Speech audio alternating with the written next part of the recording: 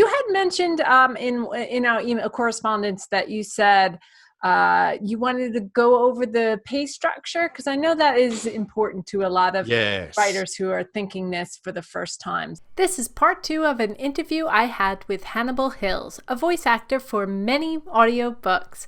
In this interview, we discussed the pay structure of Audible in details, so you can understand it and how you can attract more professional narrators for your book. So I was curious to hear your insights about it. Yeah, I'd love to sort of give you the thumbnail on that. I know V covered it a bit, and I think there are just some areas that would bear clarification. On behalf of the narration community, I hope I do a good job of this, because this is obviously a very sort of, tough area for us. We have one of those jobs that a lot of people think, oh yeah, I could do that. I'll get in the booth and read a book. That's all right. I'll read. And that's why I'm glad you're on here, to show what a difference it makes. Right. And so we have, and there are a lot of jobs like that, like my wife works in communications. Everybody thinks that they can do communications, and it's incredibly frustrating. Oh my Teachers God, have the same problem. And the reason I couldn't is I have a temper. There you go. Well, yeah, it's hard to keep. Oh, I don't know how she does it. She's got patience of a saint. But I mean, we have to earn a living, and we work very hard to establish ourselves in terms of the equipment that we have, and learning how to use it, and performance, and so we work very hard at our craft. I mean, someone once asked Picasso to draw a little sketch, and how much was that worth? And he's like, well, that little sketch worth about $500. And she's like, why would you get $500 for 30 seconds of sketching? And he said, you're not paying for the 30 seconds of sketching. You're paying for the 30 years it's taken me to develop. And so to a certain extent, you're paying for that. Are there narrators out there who just started? Yeah, absolutely. Can you get them for peanuts? Absolutely. But you get what you pay for in this profession as much as any other profession. So the pay scales now, so there are, broadly speaking, there are 3 types of projects that you'll come across. I'll start with what we call per finished hour, or PFH projects. And that is basically what it sounds like. You get paid per finished hour. So if a book is 9.5 hours, you get paid 9.5 times what your hourly rate is, regardless of how many hours it actually takes you to do it. You don't get paid for the actual number of hours worked. Finished hours, right. Finished hours. And in most cases, when you're working with an independent author, that means the entire thing: recording, production, proofing, everything, mixing, mastering, the whole thing. So you're producing from start to go.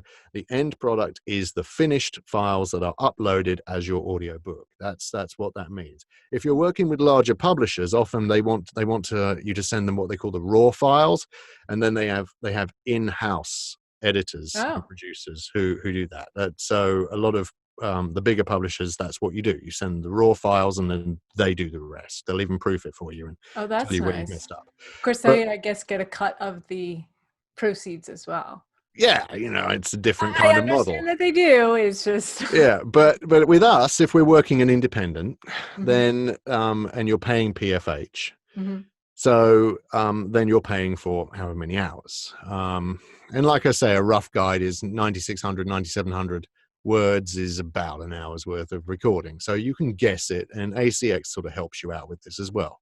I should ask, what does PFH stand for? Per finished hour. It's our short. Per finished hour. Okay, yeah. Per finished hour. So I'm going to say PFH, per finished hour. Is a narrator, because I'm one of those people, and I have a feeling a lot of writers would think this too, is not just me.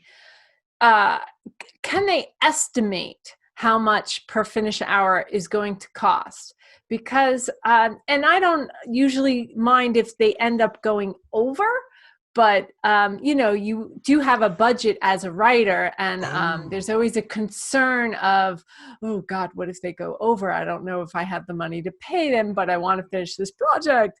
So how does that work? It's very much by how many hours it takes to now, if you've written a 150,000 word book, you're going to pay more than someone who's written a 50,000 word book. Well, I suppose that's kind of my thought is, can they estimate how long it will take by the number of words or pages? Yes, it's quite easy. Like I say, I mean, in roughly speaking, 9,600, 9,700 words is about an hour.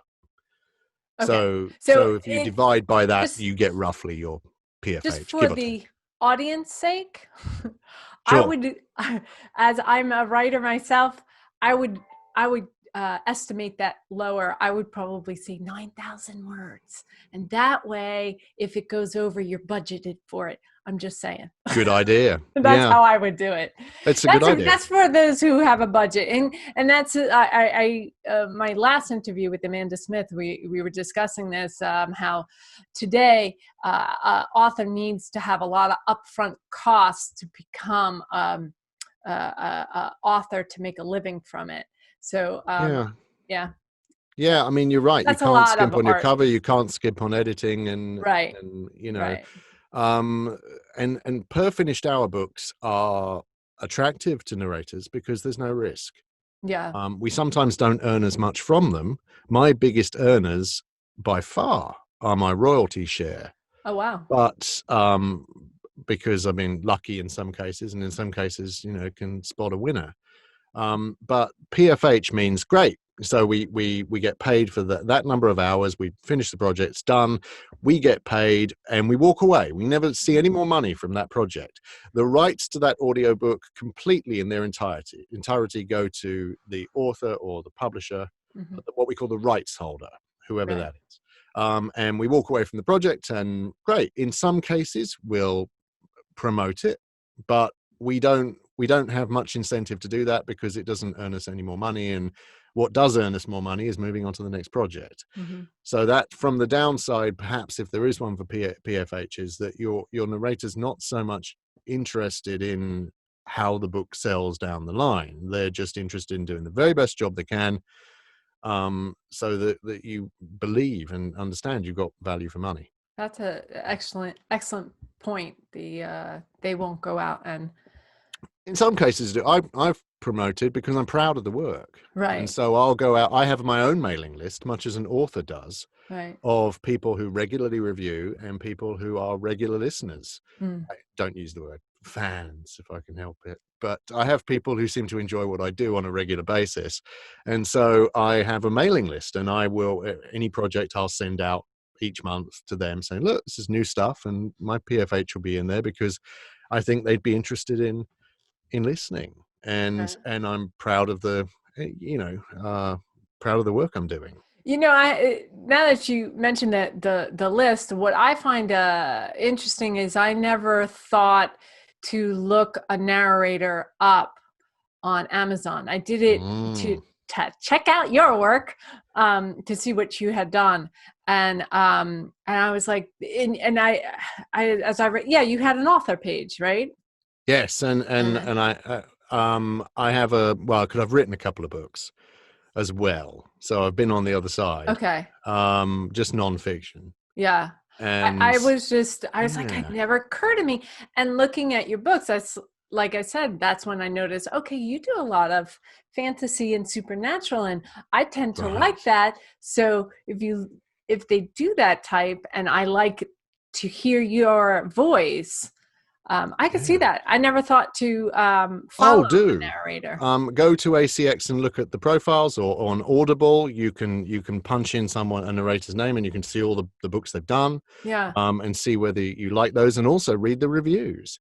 Now, much as they are with books, you know, the best narration in the world is still going to get some bad reviews. You know, you can't please everyone. I've done books out there, and I'll never forget, I got a 1-star rating for an early book because he said, I just can't stand the British accent. I'm sure he didn't use that accent. He was probably an Australian. I can't stand a British accent.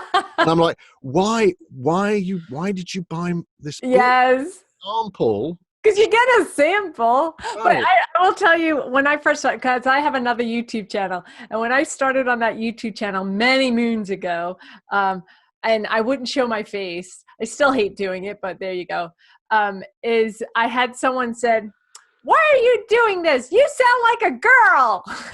Well, there you are. You There's just always it's have going to be bad someone. reviewers. Every book Yes. out there, the There's greatest just book, some greatest unhappy recording. people out there. Right. There's going to be people out there who don't like the greatest films. Yeah. There's going to be people who watch The Godfather. Oh, don't like gangster movies. Well, don't watch Yeah. The Godfather then. And so you can't, and your voice will not appeal. Just as we have actors we like and actors we don't like, and sometimes that's a visceral thing. We just don't like the tone of the voice. We don't like the way they speak. Yeah, So but then you have people like Tom Cruise, who I don't like, but he does a lot of sci-fi, so I'm very conflicted. Yeah, there you are. You sort of have a visceral, like, your taste, but Yeah. they seem to be very popular. Tom Cruise, very popular actor. But Yes. so that you're right. Here there will be a portion of the population that can't stand him, and Yeah. that's true. And so you have to be, to a certain extent, thick-skinned and realistic about your Yeah. reviews. Now we've sort of gone off topic there about the sort of I'm PFH, sorry. Yes. but no, that's okay. So I just wanted to sort of go back, because per finished hour, PFH is one type of project, and right. Now, what rate should you be looking at for PFH? Don't offer people like, oh, can you do it for $50? No. If you know the rate that we look for. Oh, you make an offer of how much? I thought there was a set price. There's a band of rates. Okay. When you list on ACX, you can put it into a particular band of how much you're willing to pay. Some people have an exact figure. Honestly, if you're wanting a professional narrator to narrate your book, and you want a good quality product at the end of it that you are going to be proud of and is going to be worthy of your book, do not offer less than $200 per finished hour, ideally over $250. You don't have to go too much higher than that, but that's what we call the standard sort of, that's the rate we look for, because it's what covers our time, our expertise, the time it takes to produce. I mean, if you like, I can go into details about where all this time goes, but roughly speaking, for each finished hour of material, that's at least 6, possibly 7 hours of work, plus extra costs. There's the cost of all this, and a lot of us send out to proofers or engineers our material because it's just a better work frame. It means we can produce more in any time period if we farm out a certain amount of what we do. And to be perfectly honest, a lot of proofers, proofing is essential because they catch things we might miss. If we've mispronounced a word or just missaid a word, and reading back yourself, your brain kind of skips over that, but they wouldn't. So proofing is essential. And they charge by the hour too. So I would say, please don't offer anyone out there if you're expecting a professional narration performance, anything less than 200 PFH if you're going for a per finished hour project. And that applies to and 250 is the rate that at the moment is the sort of standard rate for professionals in my business doing that. Some people get a lot more. If you're Scott Brick or Simon Vance or Johnny Heller or then you're going to get more than that, because you're great and a big name. In the same in acting, same in film or television. If you're well known and you've got a huge back catalogue and a big following and people love your work, you're going to get the big bucks. And same is true in audiobook narration. But even we smaller end narrators, that's the rate, between about $250. If you're doing PFH. Now, obviously, there are 2 other types of project. I'll talk about royalty share next. Now, royalty share, if you don't have that outlay, well, I can't really pay. I don't have any money. Spent it all on cover and editing. Well done. And I mean that, not being sarcastic. So you can offer what's called a royalty share deal. And what that means is that you have your book and you present that to the narrator. The narrator will then judge if it's a worthy project. And saleability is the first thing we look for in that, which we judge by the cover, Amazon rankings, followings, reviews, lots of different factors. How many other books you've done, how well you know your genre. And the royalty share means that we then go away and produce your audiobook. You have to do the cover for the audiobook, which is generally another version of your cover from the same cover designer. But we would produce the audio and then upload that in its finished form. Once that goes live and is for sale, then the profits after Audible, Amazon, whoever takes their big chunk, the profits are then split equally in that contract. So a royalty share is exactly what it says. The royalties you get are split equally. And a standard length of contract on ACX is 7 years. So that book goes out there, and for 7 years it's available for sale. And each time a copy's sold, the distributor, Amazon, Audible, etc., iTunes, takes their cut, and then we split evenly. And all that payment stuff is handled within ACX. You just get paid each month. That's nice. So yeah, it is nice. And in fact, if you go through Findaway Voices or Spoken Layer, which are other possibilities for distribution, and wider distribution, for instance, if you're keen to have your books in libraries, or you want more control over the price, or different foreign markets, those are places to look at. Probably a bit too big a conversation for here, but it's still the same thing. Royalty split. So V had said that ACX, is it? They take 60%, and then you're split 40%. So that's 20. Right. But I was impressed that he said he gets almost half, I think he said, maybe it was more, of his income from his books, from the audio. Yeah, well, audio books are big. expensive. And most people have memberships. Audible's still the big player. Yeah. Most people pay a monthly subscription and get one or more credits a month, which they then use to purchase. Mm-hmm. And Audible sets the prices. ACX that's interesting too. Amazon owns Audible. Right. Audible owns ACX, which stands for the Audiobook Creation Exchange. Okay. And they set the prices there. So we don't have any say. The price is usually, though, some sort of factor of the length of the book. Okay. Over a certain hours, it's charged a certain amount. I gotta say, as someone who had to put the price of the book on Kindle, just the book, I didn't do audio, but that's nerve-wracking.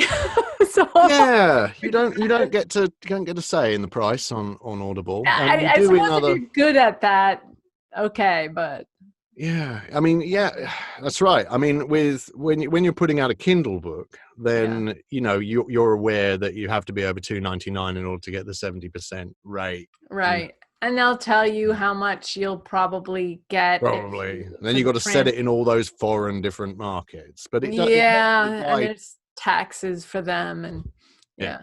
You don't have to worry about that with Audible. If you go through what's called wider distribution through, say, Findaway Voices, then you do get the chance to set your prices on some other platforms. But that's a big conversation. But there you are. So your book is out there for 7 years. This is the length of the contract, and the more it sells, the more you split, the more you get. And obviously, if you put more books out there, so that's why a lot of people do trilogies, and with trilogies as well, you can put out box sets and box sets of audio too. I've done a couple of those where we take the 3 books in a series and put them all together as one box set and put that out there.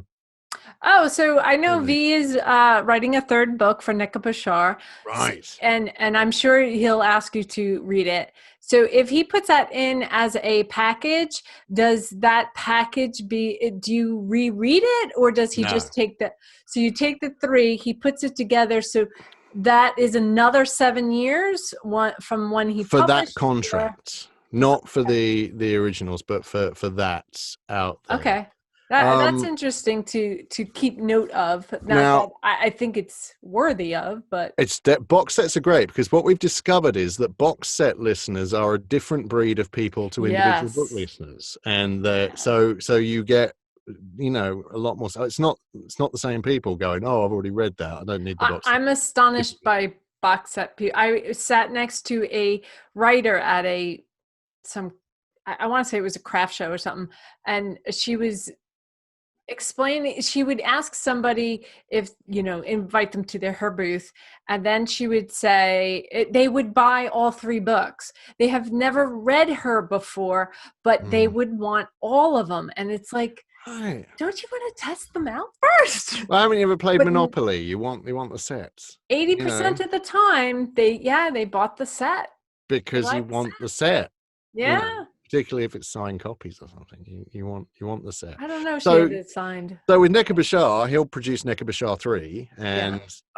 and then there'll be like the Nekka Bashar Chronicles, which he'll put out as a Kindle box set, and I will do as the audio box set by basically taking my readings and slightly repackaging it for the audio. It requires a new top and tail to do that, and then probably stitching it together is a challenge. making sure that because it's recorded over a long period of time, certain things change. My equipment changes. So I need to make sure that the audio is as close to standardized, certainly in terms of the loudness and those things, and also a little bit in terms of like what we call the EQ across the box set, in order to give people a uniform experience throughout the box set. So now at the end of the 7 years, be it a single book or a box set, whichever book, we're doing royalty share. At the end of the 7 years, here's what happens. You have the option to renew for a year going forward. So at the end of the 7 years, the rights holder, in this case, say V, would get the option to re-up for another year. And if he chooses to do that, the book stays on sale, and the same arrangement applies. That it's still royalty share. It's available for sale. He gets some royalties. I get some royalties, depending on the sale. Blah, blah. At the end of year 8, he gets another email. Well, do you want to go again for another year? Yeah, absolutely. But he has the option to take it down, and that's entirely his option. Right. And say have it re-recorded, or some authors do that. So that means once it's royalty for once he has to split the royalties, it doesn't revert to him. Right. It just but you just get the option to extend it. Yeah, that's important to recognize. Okay. Yeah, it is. That we're still. I say this, but I want to make sure the writers know he still says he gets most of his income through the Audible, despite the. I just want to point that out. It just thinks, oh wow, that means I have to share my profits forever. But remember, he's still getting most of his. If it's a good book and it sells, then you're still going to be great. I mean, as I say, my most lucrative projects are royalty share, because they're great selling products, and so they sell well every month, and every month I see that, and there are authors who I've worked with on 7 or 8 different projects, and the team of that author and me as the narrator is something people follow. Okay. So people like what was it? Someone described myself and one horror narrator as a match made in hell, which I thought was rather nice. But he writes very, very gory material, and I like performing very, very gory material, and 2 of us seem to work well together, and people like it. So, at the end of the contract, you get the chance to re-up, but it's still split. Okay. But each year you'd have the option to take it down. And then if you've made a lot of money, you're a big established name, you can pay PFH and put out a new edition. That old edition stops being for sale. Okay. And then you get all the money from the new edition. Okay. Or the rights get sold to Audible or another rights holder, and they make a new edition of your book, and the old narrator doesn't get anything unless they record the new edition too. It's worth reading, if you want to, what happened about R.C. Bray, who R.C. his initials Bray, and The Martian. He recorded the early edition of The Martian. After the 7 years, that was bought up by Audible. But he tells the story better than I do. So if anyone's interested, go away and I'm going to look that up. I like that book. I read that. Bray. You might also find Will Wheaton's name mentioned there. And 2 great narrators now associated with that book. It's an interesting story about what happens when rights expire or when they're sold. Okay. Fascinating. Yeah. So that's that. That's royalty share. So we've covered per finished out, royalty share, royalty split. Then there's what we call, what ACX calls royalty share plus, which is a misleading name. It should actually be called a hybrid. And here's why. Because you pay the narrator a sum for each finished hour, but they also get royalties, exactly as they would for a royalty share, except that they're also getting this extra money per finished hour, which is usually less than the 200, 250, usually significantly less. It's often somewhere between about $50 to $75, but honestly, the rates vary hugely. It's an incentive payment, so that you're saying, okay, I'm willing to invest this in the project. Royalty share is what eventually will be the way we split, but I'm investing this money in because it shows my faith in the saleability of the book. It covers costs like proofing and engineering. So I'm contributing towards those production costs through that, because we have to put the money up front for that. Even on a royalty share deal, we have to be paying the proofers and the engineers. So this is a way of helping us do that. For me, it's a big indicator of whether the rights holder, be it a publisher or be it the author, has faith in their book. If they're not willing to even up $25 for per finished hour of the book, it proves that they've got no real faith in the saleability of the final product. And to me, so it's as much a sort of indicator of faith as it is a help with the payments. Now, is it the same at the end of the 7 years? They get to renew, and then the royalty shares are still shared, and yada yada yada. Okay, that's right. Yeah. Okay. The same, at least through ACX, the contracts are like that. So it's an incentive payment at the end of the completion of the book. Now, and then, as you say, at the end of the 7 years, you get the chance each year. The royalty holder gets the chance at each year to either re-up on the contract, which means the contract just continues for another year, or take the book down and not do anything with it, or have it re-recorded at PFH, or have it re-recorded by a different narrator. So those are the options, really. Oh, that's interesting. If you like this video, please support us by liking, sharing, and subscribing, and clicking on the bell next to the subscribe button so you will be notified when new videos are posted. Thank you, and please comment below. I would love to hear from you and what you would like to hear in the future.